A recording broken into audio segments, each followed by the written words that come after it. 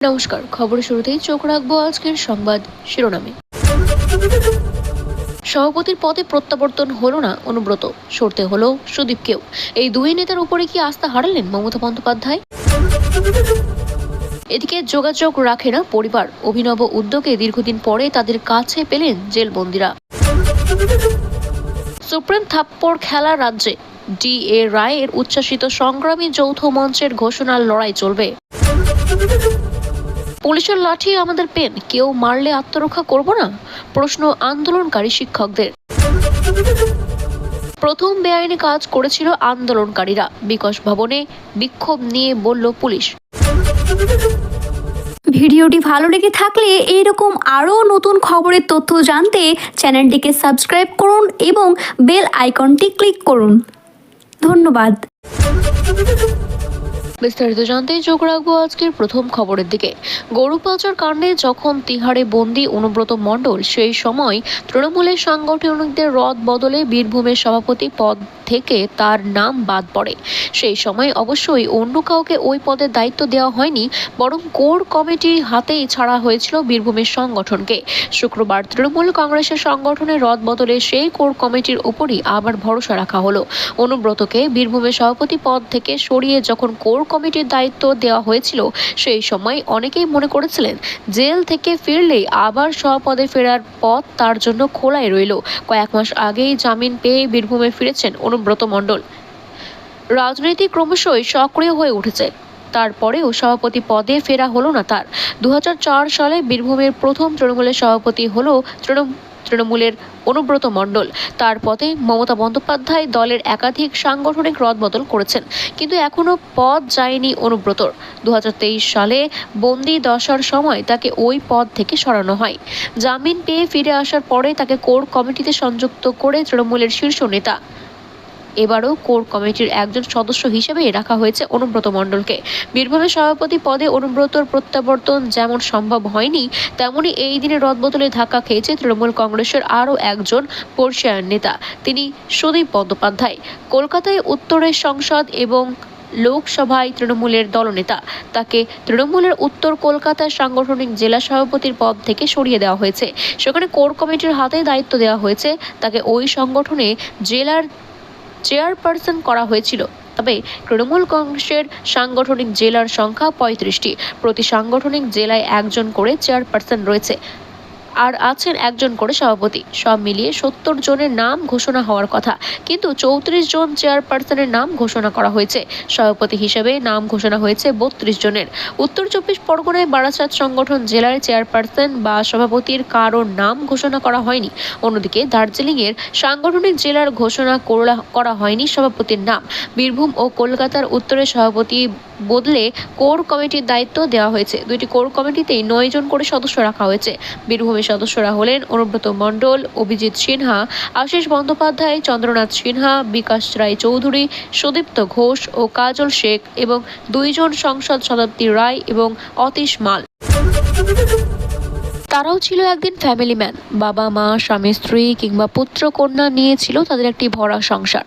তবে নিয়তির অমোঘ লিখনে তারা জড়িয়েছে অপরাধে। আজ তারা সংশোধনাগারে বন্দী, আর সেই কারণেই সঙ্গ ছেড়েছে পরিজনেরা। দিনের পর দিন, বছরের পর বছর তাদের সঙ্গে দেখা করতেও আসেননি পরিবারের কেউ। বন্দি জীবনে চরম হতাশা তাদের কুড়ে কুড়ে খায়। সেই ক্ষেত্রে প্রলেপ দিতেই অভিনব এক উদ্যোগ নেওয়া হলো আসানসোল সংশোধনাগারে। বহু বছর পরে কয়েক মানুষের ছুঁয়ে দেখার শান্তি তারা উপভোগ করল। সে আবেগ দৃশ্য চোখে দেখে চিকচিক করে উঠল প্রশাসনিক কর্তাদেরও। 3 বছর পরে নিজের একরক্তিক মেয়েটার মুখ দেখেছেন কোনো মা, আবার কোনো বাবা বহু বছর পরে পেল তার সন্তানের একটি কোমল ছোঁয়া। সবার ক্ষেত্রেই বাঁধ ভেঙেছে চোখের জল। বন্দিরা তাদের পরিবারের সঙ্গে দেখা করানোর ব্যবস্থা করে ডিস্ট্রিক্ট লিগাল সার্ভিস অথরিটি ও আসানসোল সংশোধনাগার কর্তৃপক্ষরা এই ব্যবস্থা করে দিয়েছেন। এই ব্যাপারে তাদের সংযুক্ত করেছেন আসানসোল মহকুমার প্রশাসন এবং আসানসোল দুর্গাপুর পুলিশ কমিশনারেট।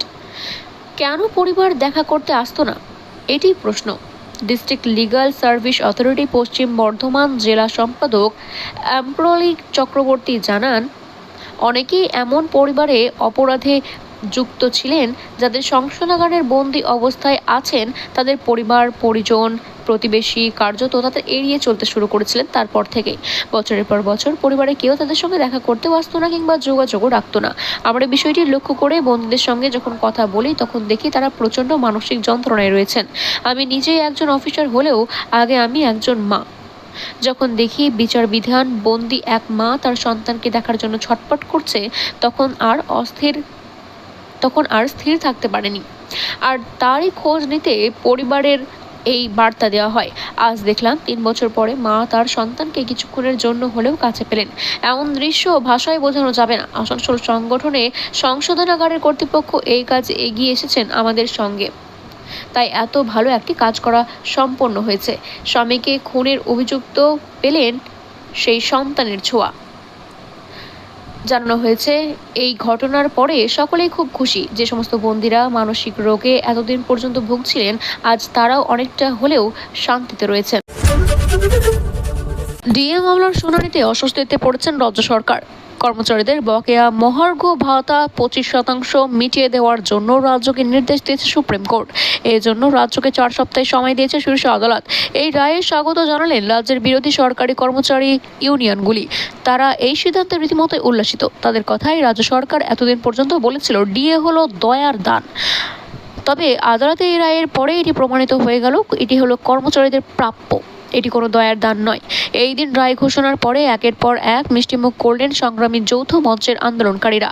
রায় ঘোষণার পরে সংগ্রামী যৌথ মঞ্চের আহ্বায়ক ভাস্কর তিনি বলেছেন, এই দিন এতদিন যাবৎ কর্মচারীরা যে মহার্ঘ ভাতা প্রাপ্য সেটি রাজ্য সরকার অস্বীকার করে এসেছিলেন, তবে শীর্ষ আদালতের নির্দেশের স্বীকৃতি পেল যে এটি তাদের প্রাপ্য ছিল, কোনো দয়ার দান নয়। এখনও যদিও বা পুরোপুরি বিচার প্রক্রিয়া শেষ হয়নি, তবে আশা করাই যায় শেষ হলে পুরো বকেয়া ডিএ পাওয়া যাবে। এই নিয়ে কোঅর্ডিনেশন কমিটির নেতা বিজয় শঙ্কর সিনহার সঙ্গে যোগাযোগ করা হলো। তিনি বলেছেন, মহার্ঘ ভাতা কেন্দ্রীয় সরকারের যে দেয় তার জন্য কেন্দ্রীয় সরকারের নীতি বা পলিসি দায়ী। সেক্ষেত্রে হারে দ্রব্যমূল্য বৃদ্ধি হচ্ছে, সেই প্রাইস ইন্ডেক্স অনুযায়ী ডিএ দেয় কেন্দ্র সরকার। সেন্ট্রাল ঘোষণা করে সমস্ত রাজ্যকে তা দিতে হয়। তবে মনে রাখতে হবে, কোনো রাজ্যের সরকারি কর্মচারীদের ক্ষেত্রে এইভাবে 37% মহার্ঘ ভাতা বকেয়া নেই। এটি কোনো অন্যায্য দাবি নয়। বিকাশ ভবনের সামনে বিক্ষোভ আন্দোলনের জেরে যে পরিস্থিতি বৃহস্পতিবার হয়েছিল, তার জন্য আন্দোলনকারীদের সঙ্গে ঘাড়ের দায় চাপিয়ে রাজ্য পুলিশের এডিজি দক্ষিণবঙ্গ সুপ্রিমো সরকার। রাজ্যের এই পুলিশ কর্তার বক্তব্য সামনে আসতেই পাল্টা জবাব দিলেন আন্দোলনকারী চাকরিহারা শিক্ষক শিক্ষিকারা। শুক্রবার ভবানী ভবনের সামনে সাংবাদিকদের বৈঠক থেকে সুব্রতী সরকার বলেন, প্রথম বেআইনি কাজটা আন্দোলনকারীরাই করেছিল। এই নিয়ে যোগ্য শিক্ষক শিক্ষিকারা অধিকারের মঞ্চে চিন্ময় মণ্ডল বলেন, আমাদের ওপর কিভাবে অত্যাচার করা হয়েছে তা হালকা না বেশি তা ভিডিও ফুটেজ দেখলেই বোঝা যাবে। তাদের রক্ত ঝরেছে, তাদের দেখলে বোঝা যায় তারা কতটা কষ্ট পেয়েছে সেই সময়। তিনি আরও বলেছেন, আমাদের হাতে লাঠি ছিল না, আমাদের হাতে কলম ছিল। কাউকে বের করতে গিয়ে আমাদের ওপরে লাঠি মারা হলে আমরা আত্মরক্ষা করব না? যদি মারা হয় তাহলে আমাদের কি আত্মরক্ষা করার কোনো অধিকার নেই? পুলিশ অবশ্যই এই দিন বারবার বিকাশ ভবনে আটকে পড়া কর্মীদের কথা উল্লেখ করেছেন। একজন তরুণী ঝাঁপ দিয়ে আহত হয়েছে বলেও জানিয়েছে পুলিশ কর্মীরা। পুলিশের দাবি, বারবার অনুরোধ সত্ত্বেও আন্দোলনকারীরা না সরায় বল প্রয়োগ করতে হয়েছেন। তিনি আরও বলেছেন, আমরা প্রায় 19,000 জন যোগদান করেছিলাম এই আন্দোলনে। পরিবার আছে, সব মিলিয়ে 1 লাখ মানুষ সমস্যার মধ্যে আছি 1 বছর ধরে। সেটাই পুলিশের দেখার কোনো কথা নেই, বা সেটি পুলিশ এখন পর্যন্ত দেখলো না। এদিকে দেখলো যে আমরা আন্দোলনে নেমেছি। এদিকে বৃহস্পতিবার যে অবস্থা শুরু হয়েছিল, রাতে লাঠিচার্জ হওয়ার পরে তা বন্ধ হয়নি, বরং সকালে আস্থা বিক্ষোভ করেছেন চাকরিহারা শিক্ষকরা। বিকাশ ভবনের সামনে এখনও নিজেদের দাবিতে অনড় হয়েছেন তারা। অন্যদিকে RAF প্রচুর পুলিশ বিকাশ ভবনের ভিতরে জড়ো হয়েছিল। তারা চাকরিহারাদের ভিতরে ঢুকতে দিচ্ছিলেন না। গতকাল রাত 8টার পরে শিক্ষকের ওপরে পুলিশের বিরুদ্ধে লাঠি চার্জের অভিযোগ ওঠে। চাকরিহারা শিক্ষক শিক্ষিকাদের আন্দোলনকে কেন্দ্র করে বৃহস্পতিবার রাতে ধুমধুমার পরিস্থিতি তৈরি হয় বিধাননগরের বিকাশ ভবন চত্বরে। পুলিশের বিরুদ্ধে আন্দোলনকারীদের উপরে লাঠি চালিয়ে অত্যাচারের অভিযোগ ওঠে। শুক্রবার অবশ্য পুরো পরিস্থিতি দায় আন্দোলনকারীদের ওপরে চাপিয়ে দিল রাজ্যের পুলিশ। এই দিন এই নিয়ে সাংবাদিকদের মুখোমুখি হন রাজ্যের পুলিশের এডিজি দক্ষিণবঙ্গ সুপ্রিমো সরকার ও এডিজি আইন শৃঙ্খলা জাভেদ শামীম। সেখানে সুপ্রিমো সরকার বলেছেন, প্রথম বেআইনি কাজটা আন্দোলনকারীদেরই করেছিল। কেন এই কথা বললেন তিনি, এই ব্যাখ্যাও এই দিন দিয়েছেন পুলিশ আধিকারিক। তিনি আসলেন বৃহস্পতিবার দুপুরে তৃণমূলের নেতা সব্যসাচী দত্তরে গাড়ি আটকে যায়, তার বিক্ষোভ হয়েছিল, তার পরিপ্রেক্ষিতে এই মন্তব্য করেছেন। এই দিন তিনি জানান, স্থানীয় এক নেতা ঘুরতে গিয়েছিল সেখানে, তাকে চোর চোর বলা হয়। এরপরেই তিনি সেখান থেকে বেরিয়ে যান। সেই সময় হালকা ধাক্কাধাক্কির ঘটনা ঘটে। তবে উল্লেখ্য, বৃহস্পতিবার বিকাশ ভবনের চত্বরে গেলেই তৃণমূলের নেতা সব্যসাচী দত্তকে ঘিরে বিক্ষোভ দেখান আন্দোলনকারীরা। সেই সময় সেখানে উত্তেজনা ছড়িয়ে পড়ে। সব্যসাচীকে ঘিরে চোর চোর স্লোগান ওঠে। সেই সময় সব্যসাচী অনুগামীদের সঙ্গে বিক্ষোভকারীদের ধাক্কাধাক্কি হয়ে উঠলে অভিযোগ ওঠে তাদের লাঠিচার্জ করার। ফলে রাজ্য পুলিশের এডিজি দক্ষিণবঙ্গ যেই ঘটনাটির কথা বলেছেন তার সঙ্গে অনুমেয়। এই দিন সুপ্রিমো সরকার জানান, পুলিশ ওই ঘটনা তদন্ত করছে।